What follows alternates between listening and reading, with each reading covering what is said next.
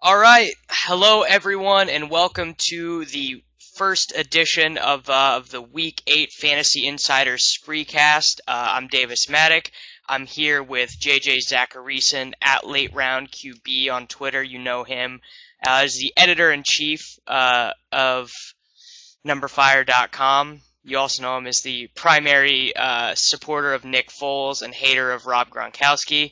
And we're here with Justin Bailey, one of our NFL writers, contributor at rotoviz.com, all over the internet. Really happy to have Justin on board. And I'm gonna throw it to you guys to talk about this Thursday night game because I think it's really interesting from a game theory perspective because the Patriots have been the best offense in the NFL. So do you think playing on Thursday this week, JJ, is worth it to get exposure to that offense? I actually don't. The reason for it is there's a high over under, as we know. There's going to be a lot of points scored probably in this game, and we know how people play Thursday night games, and that's just throwing random guys in the lineups and hoping that some of these guys work out more than any other game, more than any other slate. So, kind of because of that, like since there is a high over under, that means there's a higher percentage chance of these nobodies, like a Danny Amendola of the world, to score or to produce, and that kind of scares me a bit. So I'd rather just fade it. That also helps with your tight end decisions on the week if you're going to go Gronk or not. If you just kind of don't play this game. Yeah, I tend to agree. I think it's an interesting in terms of game script for Lamar Miller as well, Justin. He's just been crazy the last 2 weeks. Hit the 100-yard bonus both games, had long touchdowns in both games. A lot of it probably is game script related. Not so, like everyone wants to ascribe it to Dan Campbell. Basically, he's changing the team, new mentality, yada yada yada. How much of it do you think is the coaching change, and how much of it do you think has been game script, Justin? I think it's been a little bit of both. Like I can't remember. Didn't Lamar Miller didn't even top like double digit touches in a few of the weeks prior to the coaching change or something like that. And now he's been getting Yes. a really good amount of touches with that coaching change. And then game script has been favorable, but yeah, I think it's a combination of the two. And then yeah, I think this is a perfect Thursday game just to fade altogether. And I usually don't play the Thursday games unless I'm comfortable fading the whole thing. Um, so I probably will not have any lineups in this Thursday lock. Okay. Yeah, and that's basically been the approach. We've talked about it a lot this year, but that's been the approach that I have taken as well. With so many sports going on and stuff, it's also just kind of hard to keep track of everything. But we can go ahead and start talking about the Sunday slate and my cover boy for this week, one Mr. Cameron Newton. I know Justin that you like him as well. Talk about Cam Newton versus Andy Dalton. Did you talk about Cam versus Andy Dalton? Yeah, yeah. Okay. Well, I think on DraftKings I would definitely go with Andy Dalton, where he's $8,000 cheaper than Cam Newton, and then I believe they're the same price on FanDuel. So I definitely probably go with Cam on there if you're mixing up your exposure. And I'm a single lineup cash game guy, so I will use my FanDuel and DraftKings lineups to kind of hedge each other.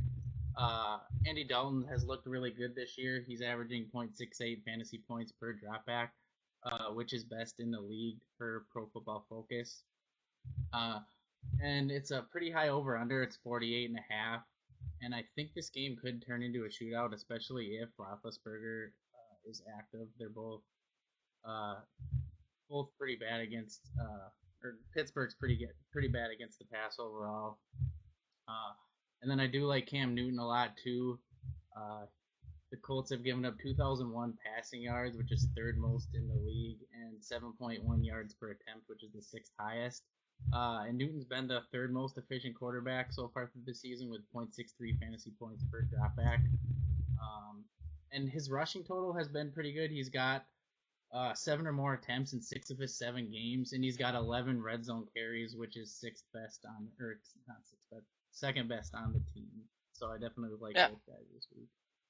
All right, JJ, this has to be your favorite week because it's like the week of like the elite quarterbacks are in bad matchups and it's just like all these guys that everyone hates who are in good spots. So, Talk to me about Cam versus Dalton. I think Dalton is a great play, especially on his price at DraftKings. I have Cam as my cover boy, mostly just because of his beautiful, beautiful smile. But both of them are firmly in play. But what is your take on those two versus each other? I like Dalton more. I mean, if you look at their production, half of Cam's games this year, 3 of the 6 games, hasn't even reached Dalton's worst performance on the season. Like whether we believe it or like it or not, like Andy Dalton's been balling out. Like he's a very legitimate fantasy quarterback. He's now facing the Steelers secondary that's beat up. William Gay doesn't look like he's probably going to play. I mean, I think Dalton is, to me, I would play him pretty easily over Cam just because of the volatility aspect that you could potentially have with Cam. And Dalton's floor has just been great this season, and I think you could argue that the matchup is better for Dalton in this game. I think the fear would be that Dalton hasn't performed well against the Steelers or within the division in the past, but clearly he's kind of breaking every rule, every Dalton rule this season. So I would look at Dalton over Cam. I think Cam's a really good play though, so I mean, don't take that as I don't think Cam is a good play, but I do like Dalton more.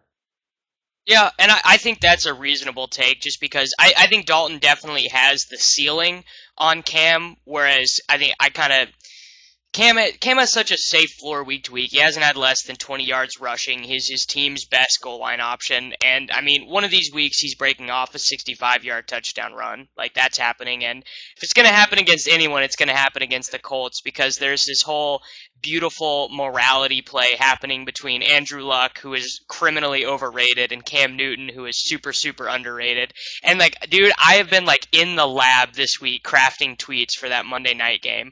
I absolutely cannot wait for it. It's gonna be excellent.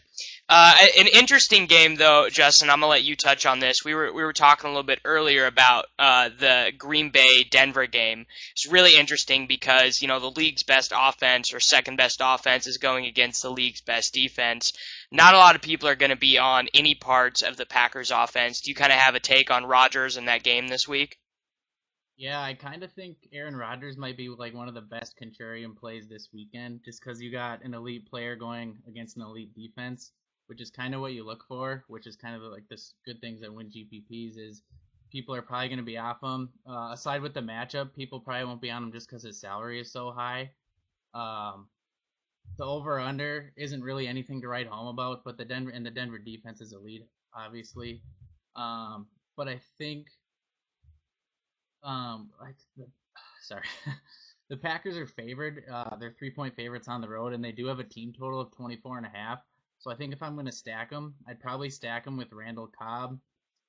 Denver's batch of corners is pretty good with Bradley Roby, Chris Harris Jr., and Aqib Talib, but I think they can be exploited in the middle of the field, which is pretty much where Cobb likes to ramble around. So I think if you do want to stack them, I'd probably go with Cobb, but I probably wouldn't get too much exposure to this game. Yeah, I think that's definitely fair. So talk to me about some other quarterback options, JJ, because you know me, like I saw Cam against the Colts and Dalton at that price tag on FanDuel, and I was like, well, my research is done for the week. I know the dudes that I'll be using in 80% of my lineups. So who are some other guys that you're kind of on this week? Yeah, I mean, I think you can go in a lot of directions actually. Like there are a lot of guys in good spots. You could look at Big Ben. He's at a nice price tag on both sites, really, just given his upside. We know what what he's capable of as long as he's healthy. And not only that, but the Bengals secondary hasn't been playing as well since about week 2. I think you can look at Philip Rivers against Baltimore. Baltimore has been horrible against quarterbacks. We saw last week. They've given up a top 10 performance to every single passer not named Michael Vick and Peyton Manning this year. So that's roughly a 19 fantasy point floor potentially if you use kind of that as a baseline. So I like Rivers. The fear with Rivers that he's traveling east for an early game, yada yada yada. And then I think the last guy that I would consider for cash would be Ryan Fitzpatrick. Ryan Again, Fitzpatrick. every non Peyton Manning quarterback has put up top 12 numbers against Oakland this year. I mean, it's really crazy, but I've talked about this on Living the Stream too. It's like Peyton Manning is literally breaking the mold in the wrong way for each of these good matchups and favorable matchups, like Baltimore and Oakland. Like those two secondaries are putrid. And I think both Rivers and Fitzpatrick are really going to be able to take advantage this week. Okay. Yeah, I can live with that. We got a question from Jeff Becker in chat, JJ. Is it crazy to play Fitzmagic in cash games on DK when the red rifle is only 800 more? Yeah, see, I think that Fitzpatrick's a better play on FanDuel than he is on DraftKings, because DraftKings has such low pricing for a lot of their quarterbacks, and with the tight pricing in general across all positions on FanDuel, like even that slight dip from 8,200 or whatever, 8,100 to 7,400, that's going to allow you to move up another tier at running back or wide receiver. So Yeah. I would definitely do that on FanDuel as opposed to DraftKings. Okay. Justin, so on Monday night, everyone had Carson Palmer and Larry Fitzgerald. That combination was like legitimately 50% owned in cash games. And they were super disappointing. Palmer was okay, but Fitzgerald, kind of what we've seen is the targets amongst all their wide receivers start to even out. And they have a pretty good matchup this week against Cleveland. They don't have an insane team total or anything, but just give me your analysis on the Arizona passing game for this week. I think I would probably stay away from it in general. I think there are better options. When you look at Carson Palmer, he's $7,000. I think I'd rather take Cam at 6,800, but then we've already touched on Andy Dalton at 6,000. It's really hard to pass up that price, so I probably wouldn't be interested in Palmer at all. I think JJ just tweeted this earlier. Carson Palmer's floor is fine, but he doesn't really have much of a ceiling. Yeah. And yeah, so I probably wouldn't touch on Palmer. And I think John Brown, is he in jeopardy to miss this game? I think I saw reports of that. Yes. I think he sat out of practice today. And then you got Fitzgerald at 7,700 on DraftKings. On FanDuel, he is 7,700 there. And I think if you're going to toy around in that price range, I'd rather just take Antonio Brown at $100 more or Keenan Allen at $100 cheaper. And then you got Alshon Jeffrey that's in that same price range there. And I think if Cleveland has a strength, it's probably in their secondary. They're really bad against the run, so I'd probably see them running more than they throw. Okay. Yeah, and I tend to agree with that. I actually think Chris Johnson is kind of in play this week, which is disgusting. So we can transition on over to running back, and then when we get done with running back, everyone, we'll take your questions. So make sure to put those down there in the chat. Actually, real quick before we get to running back, I need you to address this, JJ. This is the most JJ question ever from David. No love for Brian Hoyer? I was very ready for it. He's the Nick Foles play, dude. No, it's not. Dude, he was a streamer last week on Living the Stream. I mean, like the thing is, like Hoyer's much more of a season long guy than he is a DFS guy because you're really not. There's not a huge opportunity cost to playing a guy that's a little bit more expensive at the quarterback position in DFS, whereas you don't necessarily have all of the options whenever you're playing against or whenever you're playing in a season long league. So I mean, he's not really in play for me in DFS. Okay. All right. So chalk report at running back. JJ Freeman Gurley, lock it up, move it on. Are those the top two guys? Yeah, I mean, I think the fear, like Gurley for sure. Gurley is locked in. He should be in your lineups. The thing with that, I don't fear Freeman per se, but the matchup does dictate the Falcons being a little bit more pass heavy, which Freeman obviously can catch the ball to the backfield, but the Bucks corners are horrible. So Julio should have a really good game. I think Gurley, though, is the chalkiest of chalk this week. He needs to be in your lineup. But I think that there are other guys that you can go for, especially if you're playing on FanDuel where you can only use two running backs. I think there are other guys that you can look at as opposed to using Freeman, to be honest. Okay. You want to talk about those guys or no? Yeah, no, Justin. So who would some of those alternatives to Devontae Freeman be? I think you can make a case for Le'Veon Bell. He's got 24 more touches in all of but one game since he's came back. This may be one of the weeks where I probably opt for him over Freeman, especially with Ben back, even though it's kind of an average matchup against the Bengals. Their rush defense is in the middle of the pack, according to Football Outsiders and Pro Football Focus.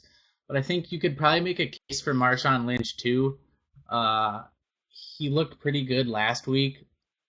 And and his price is only 7,100 on DraftKings and 8,300 on FanDuel, so that is pretty cheap. The Seahawks are 6-point favorites on the road, and the Cowboys have given up over 100 yards and 4 touchdowns to opposing backfields in the last 3 weeks. The Seahawks lead the league with 214 rush attempts, and they just have thrown the ball 204 times, which is 23rd. Another guy I really like is I think Justin Forsett is probably a core play for me this week.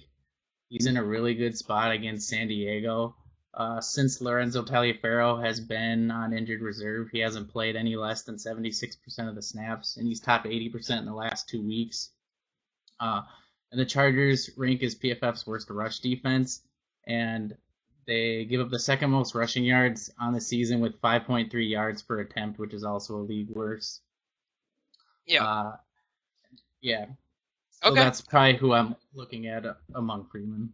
I hate Justin Forsett. I hate cause he's so tilting because you're gonna be watching the game. It's gonna be on red zone, and they're gonna get down to the 4-yard line, and they're gonna play fake to Justin Forsett to throw a pass in the flat to Kyle Juszczyk, or even worse, absolute nightmare, Joe Flacco naked bootleg. So unbelievably tilting that happened. That was a real thing that occurred. So. Yeah. Awful, Yeah, but give me the Justin Forsett Forsett take. Yeah, I mean, Forsett's still producing the last 3 weeks. He gets arguably, I mean, other than Cleveland, this is pretty much the best matchup that you could ask for a running back. I'm into him. The only thing with Forsett is I think, if you're playing on FanDuel, I think you can make a case for Chris Johnson over Forsett just because. I mean, DraftKings too. I mean, Chris Johnson's price tag is ridiculous on DraftKings this week.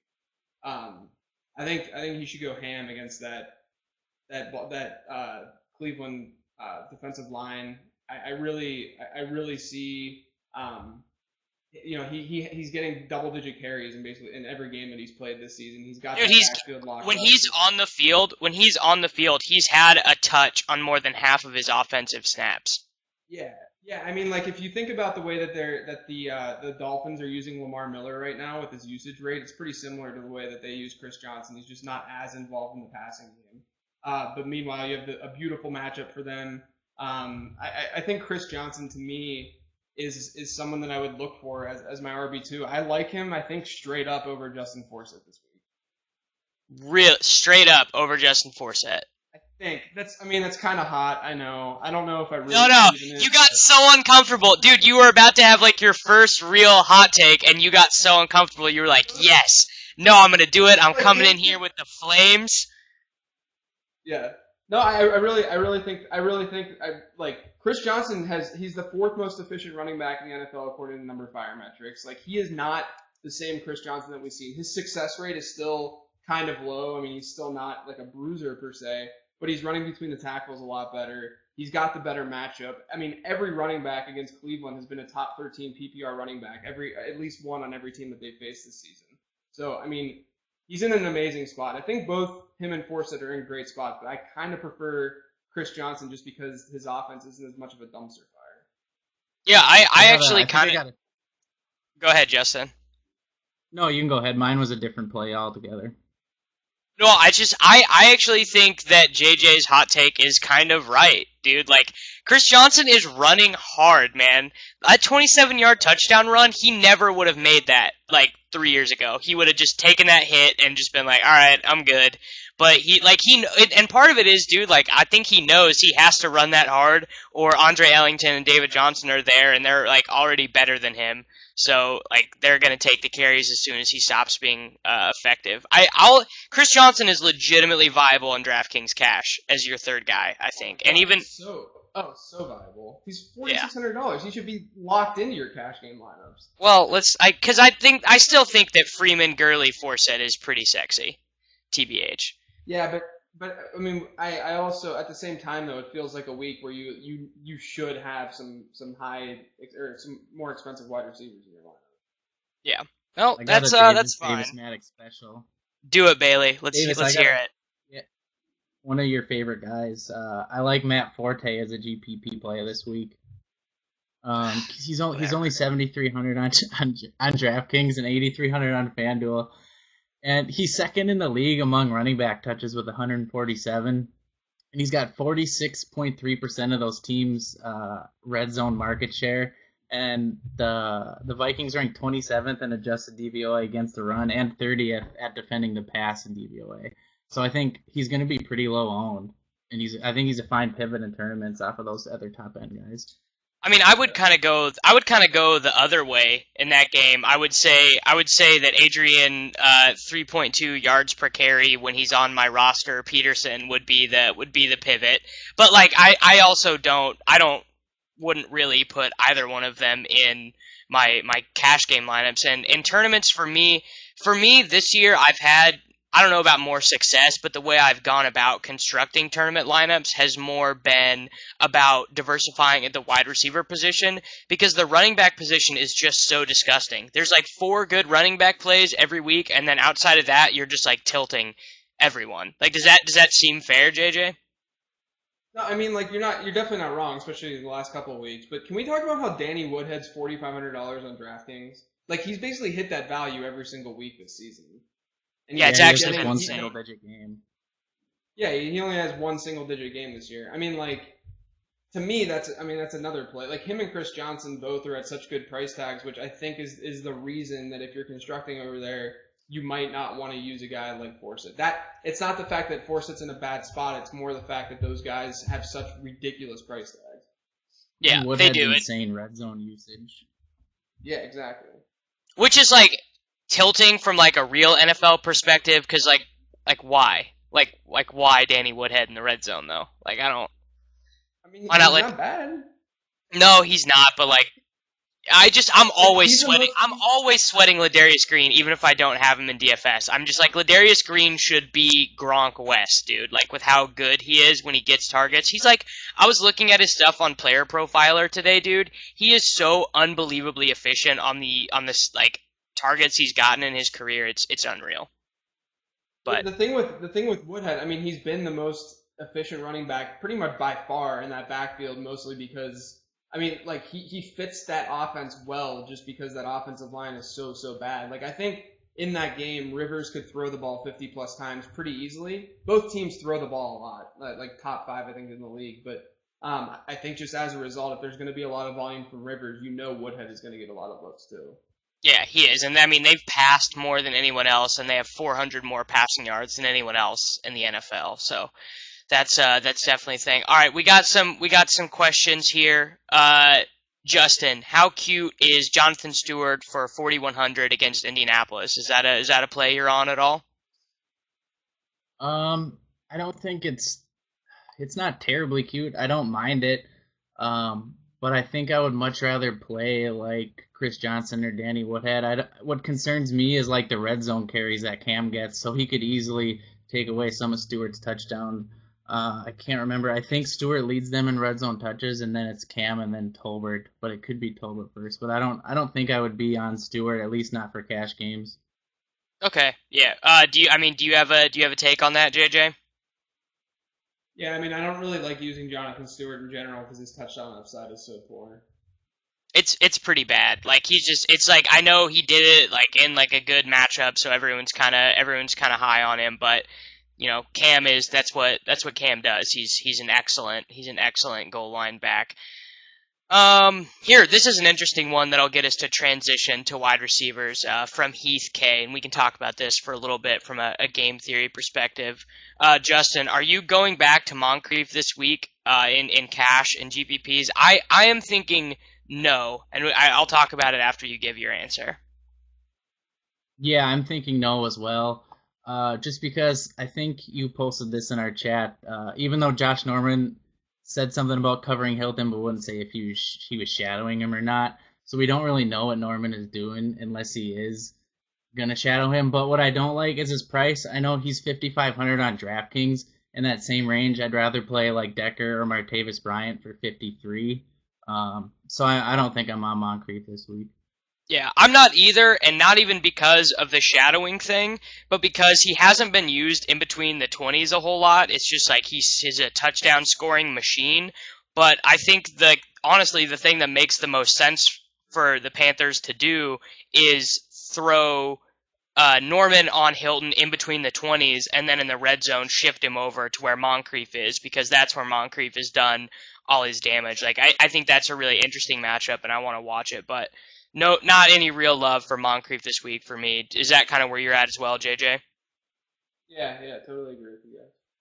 Okay, well, let's go to the top of wide receiver. It is, dude, it's difficult out there this week. There's like 5 guys who you can make a case for as the top play, and I basically took the easy way out in my article this week by just writing up Alshon as the top guy, just because he has the best price out of all of them, and then being like, oh yeah, everyone else is also a good play if you want to play them. So, favorite high-priced wide receiver of the top 10 price guys, JJ. Who's your boy this week? I mean, if we're taking out money here, we're not worrying about cost. Not worried about money. Yeah, I would say Julio's still the best. I disagree. I disagree. He's hurt, dude. I mean, I mean, okay, if you're worried about that, I understand. But ones are killing Tampa Bay. He's in a very, very good spot. I mean, if I'm looking more though at with price, I think Antonio Brown has to be is a great cash game option. I don't know if people are talking about him as much as they should this week, but it sounds like Roethlisberger is going to play. Already mentioned that the Bengals haven't been playing well since about week 2 in that secondary, and we know that a lot of the issues that Antonio Brown has had with Michael Vick, Landry Jones has been timing issues that he has with Ben Roethlisberger, and we know how he can produce with Ben Roethlisberger. We know that in any game, Antonio Brown has just as high of a ceiling as any other wide receiver in the league. And he's at a price now where he shouldn't be just because of him not performing well with these backup quarterbacks. So Antonio Brown is kind of the guy that I'm leaning toward most because I think you need to have, just given lineup construction, given how much I'm into like Chris Johnson, Danny Woodhead, throw in a guy like Antonio Brown and you still get some cap relief from going from, instead of playing Julio or even DeAndre and going down to Antonio Brown, I like throwing him in the lineup and having him as the anchor at wide receiver. Yeah, I can agree with that. If Big Ben doesn't start, I won't have any Antonio Brown in cash. I know he played well last week, but it just doesn't make any sense when you can just play Martavis instead, who I think has a higher upside with a bad ball type quarterback. But everyone in chat who's telling me that Julio Jones is not hurt, he had 5.4 yards per target last week. After being one of the most efficient players in NFL history for 3 years. So something is up with him, in my opinion. And I would rather take Hopkins than Julio at their respective price tags because Hopkins gets that matchup against Bill Ray. So, like it just give me that, and I don't think Hopkins is hurt. Justin, high price wide receivers. You've heard our takes. Where are you at with these guys? I do like Antonio Brown a lot. I think if Ben is active, I'm for sure playing him, especially on DraftKings. But otherwise, since JJ touched on Brown already, I do like AJ Green. He's seen 26% of the market share at targets for the Bengals, and he leads them slightly in red zone market share among their receivers. I think Marvin Jones is right up there with them. Pittsburgh defense is pretty susceptible against the pass. Pro Football Focus grades them as the worst team in pass coverage, and Football Outsiders has them ranked 22nd in pass DVOA. And AJ Green has like insane road splits, like it's not even close. I was looking at the RotoViz game splits app today, and Green averages 17.83 fantasy points on the road compared to 11.57 fantasy points at home. He averages over 100 yards on the road, which is just crazy compared to just 64 at home. So I think if you're not going to go with like Brown or Julio or put in Hopkins, I think Green is a viable play there too. Yeah, I actually think Green is I think he's the most viable actually. Like he's kind of the guy that if salaries are weird this week, and I haven't decided between Eifert or Ladarius Green yet either, which is kind of messing with my roster construction. But those two are definitely, or those two, AJ Green definitely very viable, kind of the top guy. That game is going to be really fun. You're going to want exposure to that game. But we got to talk about Alshon. So he just has this stupid price tag on DraftKings. He's $6,400. He had 11 targets, 147 yards, and a touchdown last week. He does have a matchup against Xavier Rhodes, who is not bad, who is very good. But Rhodes' big deal is he's like super physical, right? And that works against a lot of guys. But Alshon Jeffrey is 6'4", 230 pounds, ran a 4.540, and can jump higher than any cornerback. So outside of like legitimately guys like Revis and Josh Norman, there's not really a cornerback who's going to take me off of Alshon and also you can't underestimate the Cutler degaff. He doesn't care how good the coverage is. Like the Alshon touchdown last week was literally triple coverage, and Cutler put it just high enough to where he could get him. So I know Bailey is all over Alshon this week, so I'll let him extrapolate that case a little bit. Oh yeah, it's like I don't know how you couldn't play him at 6,400. Because when he opened the season, he was at $8,300 on DraftKings, so I don't like to say must play very often, but I think he's as close to a must play as there is this week. And still only 7,700 on FanDuel, which is wide receiver 12, and he does have wide receiver 1 upside in any given week. Like you said, it's a kind of neutral matchup, I'd say, for Jeffrey against Xavier Rhodes. But the Vikes' pass defense is like middle of the road per PFF and Football Outsiders. And he played 86% of the snaps when he came back that week with 11 targets. So I think he's probably back to full health, and they are coming off the bye. So I think given his skill set and his price, you just have to plug him in. Yeah. Are we crazy, JJ? No, to your point, Davis, about the physicality, it's really good that you brought that up, because if you look this season, the Vikings have really faced two big, physical, dominant wide receivers, Calvin twice and Demaryius once, and both of them went off against, or had good games against Minnesota. So I think that's another reason to obviously Alshon fits that mold pretty perfectly. And like, Justin said, with the price tag, you really can't get much of a better value, I think, this week. Yeah, Rhodes is like a great matchup for wide receivers like Randall Cobb and Manny Sanders and guys like that, because he's quick enough laterally to kind of hang with them, and he's just too much for them to handle. But like when guys get to be 20 pounds heavier than him, they struggle a little bit. But the most interesting place for lineup construction this week is mid-tier wide receiver, and I've talked about Eric Decker enough. People know my stance on Eric Decker. Wait, 1 second. Mike Evans. Mike Evans is going to see DeAndre Hopkins level targets going forward.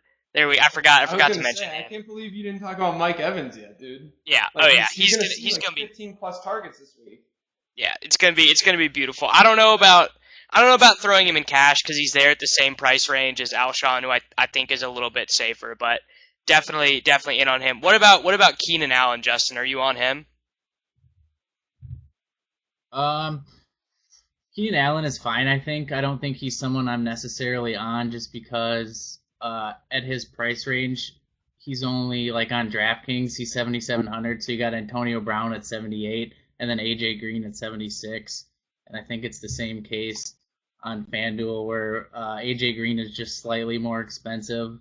And same with Antonio Brown. He's like $400 more. He probably will see a lot of targets, a ton of the market share with Antonio Gates likely out. But I think I'm more on Ladarius Green this week at his cheap price, so that's another reason I won't be looking at Allen.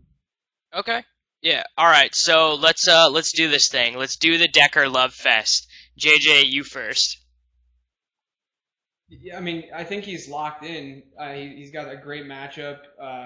Actually, an amazing matchup. You can't get much better against being a number 2 receiver against Oakland. Play him. Play Eric Decker. He scored a touchdown in all but one game that he's played this year. Obviously last week he didn't, but he still saw 12 targets.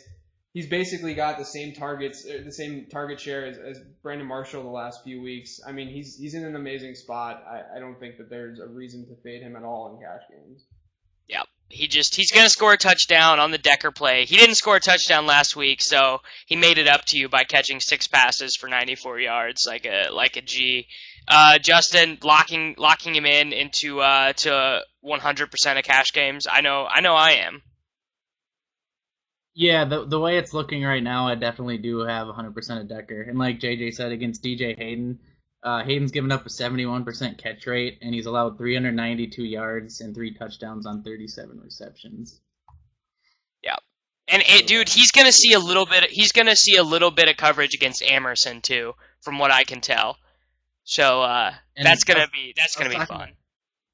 He might see some TJ Carey as well, which that could be a little troublesome. Nah, Decker doesn't care, dude. Decker practices against Revis, and Revis goes home sad because Decker just shows him the business all day long. What is this story that you're telling us? What is this? Dude, this isn't even a story. This is just real life, bro. This is just real life. Decker just lines up against Revis in practice and just burns him and just demoralizes him all day. And it inspires Revis to work on his craft so that someday he can learn how to beat Decker in practice.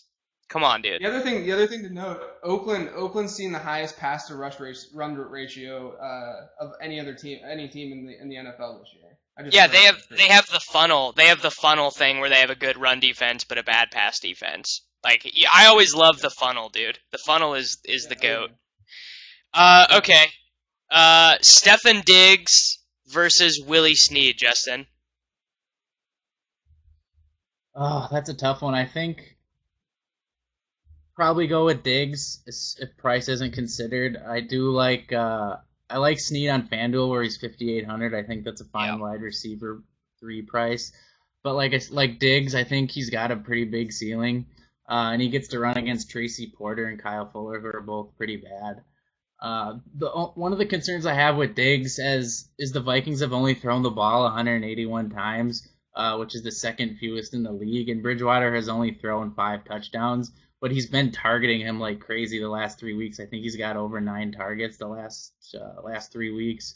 And then again, you look at Snead. I think he's a fine salary relief option. He dropped in price, he went up $200 on DraftKings, and he dropped like $800 on FanDuel. So he's kind of a bargain over there. And I think he's seen about the same market share as Brandon Cooks. So I don't know. I think on FanDuel I'd go towards Snead, and on DraftKings probably more likely Diggs. Yeah, I think that's probably reasonable. I mean, how good is Stefan Diggs though, man? Like, how good is he? He's really good, JJ. Yeah, that's why. Like, I can't get behind Snead. I think that I get the logic. I get that he's going to have a high floor of volume. But at the same time, I mean, the Saints wide receivers are just frightening in general to play because they only play other than Cooks. Snead's playing between 60 and 70% of snaps. And it's not anything that excites me. I think that just me personally, like on FanDuel, there are 2 $5,400 guys that I actually like more than Snead, and it might be hot takey again just because I'm feeling kind of feisty today. But I like Nate Washington more than Snead this week. Yeah, no, I was actually waiting for you to deliver the Nate Washington take. If any of us here was going to be on him after that game last week, it was going to be you.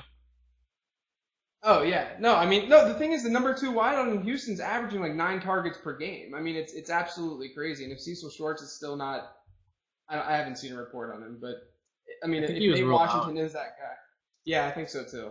I mean, I think if oh man, people are saying that this is on Dwayne Harris. This is not Dwayne Harris levels. No, Dwayne, I'm embarrassed. I'm not. Well, one thing, what's his name? Kendall Wright is terrible, but so is Dwayne Wright, as well. Dwayne Harris. Continue. Well, yeah. Okay. Yeah. They're both bad. But Nate Washington, if he sees 9+ targets, which that's what's happening in that number 2 spot across from DeAndre Hopkins. He's in a really, really good spot this week. His price tag is not bad. And then I really like Marvin Jones because, like I said, William Gay's banged up. That means they'll go down to their 3rd corner, which is actually Brandon Boykin. It'll be interesting to see if Boykin gets some time. And I mean, the Steelers secondary is bad. Obviously, we've already talked about that PFF and number fire metrics hate them too. So I think Marvin Jones is in a really, really good spot, especially for people in GPPs that want to be a little contrarian and not just go with the Dalton AJ Green stack or Eifert even. Yeah.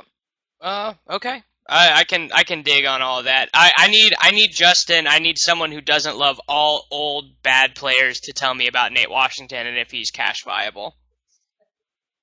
I think he is at his price, and like JJ talked about with his targets, I'm looking at it right now. He's got 8 or more targets in every game this year, and he's playing outside of week 4. I don't know. I think he must have been hurt because he only played 16% of the snaps. Yeah. He's played over 92% of the snaps the last 3 weeks otherwise. So I think at 3,600 on DraftKings, I think he's definitely in play for cash if you need the salary relief to get some like those high price wide receivers, or if you want to go with Freeman or Bell at running back.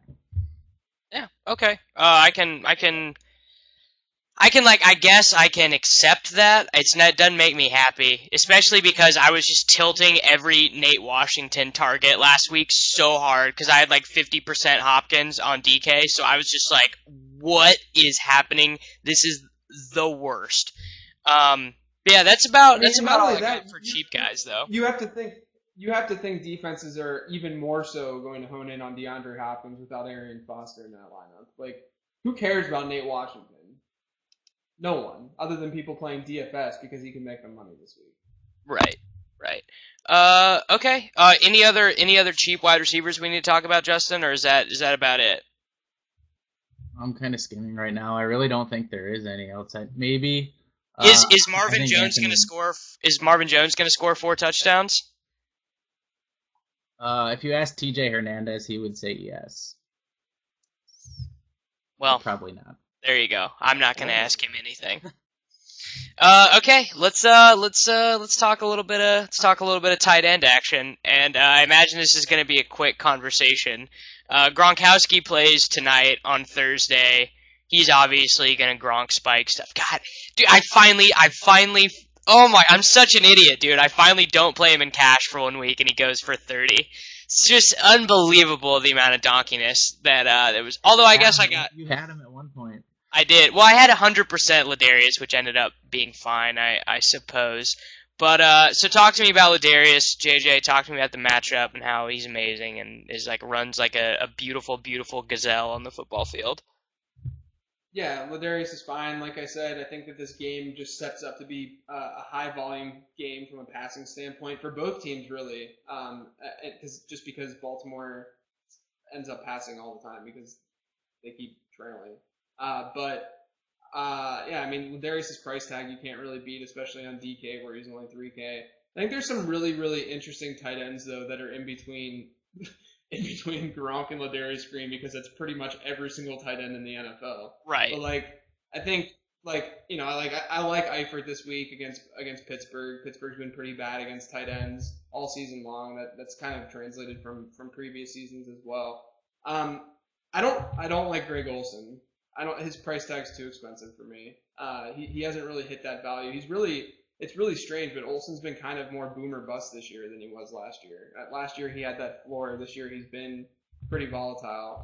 But one guy that I think is a little bit of a pivot would be Martellus Bennett against the Minnesota defense. It's not been great against tight ends. He's seen 11 plus targets in each of his last 3 games.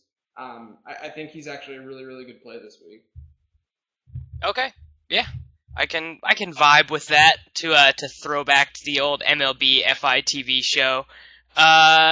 Okay, Justin, give me your tight end analysis. Well, actually, better question: what is Greg Olsen going to be owned in like $20 and higher tournaments on DraftKings this week? That's a good question. I think I want to say maybe. I don't think he'll be that high owned. He's coming off like kind of a dud game. I see. People always love the safety of the most expensive player, though. They love it, dude. It doesn't even exist with Olsen this year, which is why I can always understand him in a GPP. But sorry, go ahead, Justin. I think Eifert will be higher owned than Olsen in tournaments. Yeah, that kind of bums me out. I kind of think Eifert is still a secret, dude. Like I don't think people realize that the stat you had that 43% of the Bengals red zone touchdowns have gone to tight ends, dude. Like he's a sick play, and he's only gotten more than 5 targets twice, but in those games he had 12 targets, the ones where he went over. So like I don't know. I have him as my highest projected tight end this week. Is that dumb? No, I do like him a lot. My only concern with Eifert is that they have a lot of good touchdown scores on that team. Like, they could easily throw to Jones or A.J. Green or give it to Jeremy Hill or Gio Bernard. Yeah. Actually, and I should have asked you about this earlier, but JJ, can you talk about these Cincinnati running backs? Like, I think they both have tournament appeal. I would be more into Geo. I mean, I think that this game just kind of sets up to be pretty pass friendly, high scoring game. Pittsburgh's been a lot better than people realize against running backs and on the ground. Number Fire metrics have them as a top 10 rush or top 5 rush defense actually. So I mean, not only that, I already talked about how the secondary is banged up. Pittsburgh safeties are bad. That's why Eifert's a really great play. Um, I would look at Geo. I don't think Jeremy Hill's really. I mean, not only that, but the only reason why Jeremy Hill's been any relevant is because he has those 2 or 3 touchdown games, and that's it. Now, of course, that can happen again, but the chances of that happening so many times in the season is small. So I'm not really into that play, but I can understand Geo a little bit. Okay, cool. At the tight end position, I mean, dude, for me it's Eifert and Green. Like, I wish I had something more constructive to offer this conversation, but I didn't even bother to write up a third guy this week. Like, and I know that's like super chalky, and like Travis Kelce's probably gonna have like 18 catches and 967 yards or whatever. But that In the London offense. game though too. Oh, you're right. He is. I ranked him this week, not realizing that. So, maybe I'll play some The only tournaments other tonight. the only other tight end I wrote up outside of Eifert and Ladarius was Martellus Bennett, like JJ had touched on. I think the Vikings are 27th in DVOA against the pass against tight ends, but I'm going to be playing Jeffrey from there, and that over under is like at 42, so I would not play 2 Bears in your lineup. I would just go with Jeffrey. Okay. I will say that I think if Ladarius wasn't at his price point and if Ladarius didn't exist, I think a pivot would be to go to Richard Rodgers, just because there's a potential. I mean, the Broncos corners have only allowed 1 wide receiver touchdown all season long. Not to say that the tight ends have fared tremendously well, but that's kind of the way that you would attack that defense. And obviously it's Aaron Rodgers and he's good, and they're still going to score points against Denver. So I would, if I really wanted to be super contrarian and pivot off of a guy like Green, who's a pretty much a lock for a guy that's the same price, I would maybe look at Richard Rodgers. Yeah, I was Okay. looking into this today. That trio of cornerbacks for Denver they've only given up 1 touchdown pass and they have 7 interceptions. I mean, It's that pretty seems okay. Like, is that good? Is that I think I don't. so. It's not bad. I mean, I guess it's not bad. Yeah. Okay. I mean, do either one of you want to deliver a hot take on Ben Watson? I don't have it in me to deliver a hot take on 97. He seems like such a JJ player, actually. Oh my God, yes, Ben Watson, dude, give us the takes. No, I mean, like we talked about it. We talked about him on Living the Stream. We did. He was him and Larry Donnell. I say it wrong every single time. I don't even know which one it is. But Ben Watson was a streamer this week for us because he's had 5+ targets in the last 3 games. The Giants are horrible against tight ends, and that's really the main reason. I mean, the only tight end that hasn't ranked, I believe, in the top 12 against the Giants this year was Zach Ertz, who obviously isn't on the field very much. So I don't think Watson's that bad of a play in the season long league, but I wouldn't play him in DFS. All right. Let's give some defense takes, and then well, actually, hold on. Hot kicker takes. Everyone knows Robbie Solid Gold. Lock it up. Put him in your lineups. He's gonna make like 9 field goals. You're gonna get to say Robbie Solid Gold watching the red zone. It's the best. So just do that. You got kicker Boswell takes? bump, dude. Yeah, actually, Where's the Chris Boswell bump? It's weird because, and I want to ask Justin Bailey, my friend, about this. Pittsburgh doesn't kick extra points, so does that make you less likely to take him in cash? Good point. Because they have like the highest team total of the week, but he's minimum salary, but he could get you 0. That's in play. 0 points from him is in play. If Ben's back. No, that's a really good point. Damn. Yeah, 0 from a kicker hurts like a lot on FanDuel. Guys, we just got into like, It was a smart take. dude, we just got into advanced kicker theory on the Fantasy Insiders Spreecast. I'm on Lambo. I mean, isn't though, at Lambo- 45. Yeah. Mm. Yeah. Hell yeah. I don't even know what goal, goal. Davis. I don't even know. Oh, I don't care. He's in my lineup though every week. Usually Usually when salaries launch, I'll just type in Lambo and the kicker and just see what he's at, and then Yeah. that's usually where I go. It's like, I have does this Lambo is crazy Lambo even good though? Is he That's what I'm though? saying. Like I don't I even have know. no idea how many. I have no idea how many points Josh I'm not a Lambo kicker scored. scout by any means. Yeah, No, but everyone. I couldn't even tell you where he ranks among kickers in the NFL this season. He's just always the guy that's min price that you would just throw in your lineup. He used Yeah. to be a soccer goalie, I think. That's why I take him, just because I want to support the football. All right, defenses. Chalk it up with the St. Louis Rams. They're gonna go ham again. Like, that's just gonna happen. But my hot take of the week, though, Carolina Panthers. Oh, I bet I know who it is. Carolina Panthers. Dude, So if his name was not Andrew Luck and his name was I don't know, I can't even think. Yeah, if his name was Jay Cutler and everyone would just be like, "Oh my God, he's thrown 9 interceptions, he gets sacked," everyone would just be all about it. Dude, the Panthers defense is going to be like 5% owned in tournaments, and they're going to have 4 sacks and 2 interceptions minimum. Minimum. How many interceptions did he throw against New Orleans last week? 2 or 3? I think 2, and then he had another one drop out of the dude's hand on the last drive. Dude it's just like, I'm not even saying this to hate on Luck. Like, I think he's just hurt, or he's discouraged from the fact that Ryan Grigson gave Andre Johnson money to do what he's doing to that offense. He's paying him. He's paying him to do what is happening out there. Like, I kind of feel bad for Luck. Like, his front office just abandoned him. Stop. I don't You at all. feel bad for him. I don't. Andrew Luck. I think if you I like Atlanta's defense if you're not going to play St. Louis against Jameis without anyone on offense. I mean they just have to cover Mike Evans and relatively be decent against stopping the run, and they should be good. I think Denny Carter had a good stat in his defensive streaming article, talking about how the Bucks are averaging 1.7 turnovers per game, and then Atlanta at home this year is averaging 2.7 turnovers per game. So put it together, and you've got a pretty good streaming D / good play in DFS.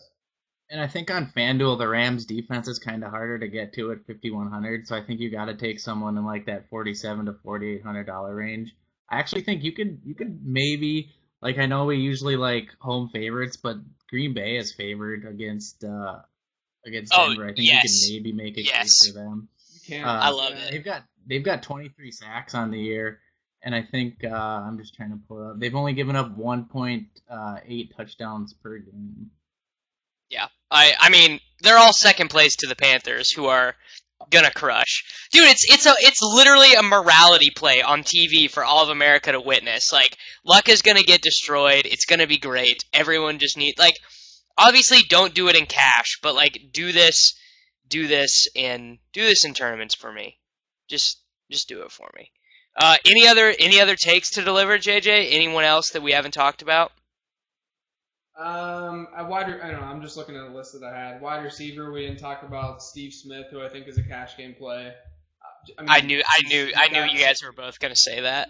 He's had one bad game, and it was against Denver, and then the other game that it was a dud was he left the game against Pittsburgh. Every other game, he's basically hit value where he's at price wise. So I'm pretty into Steve Smith. I think we touched on pretty much everyone else though. Bustin'? I'm kind of going through my list here. I think we did pretty much nail everyone. Yeah, I think we got it all. I think we got it all under control. All right. Everyone, thank you very much for listening. Make sure to give Justin a follow on Twitter at jbales_3. Give JJ a follow at LateRoundQB. Make sure to check out the site, fantasyinsiders.com. We have a ton of subscription plans, $30 monthly packages, NBA packages, NFL, anything you want, any sport, we got you covered. Take it easy.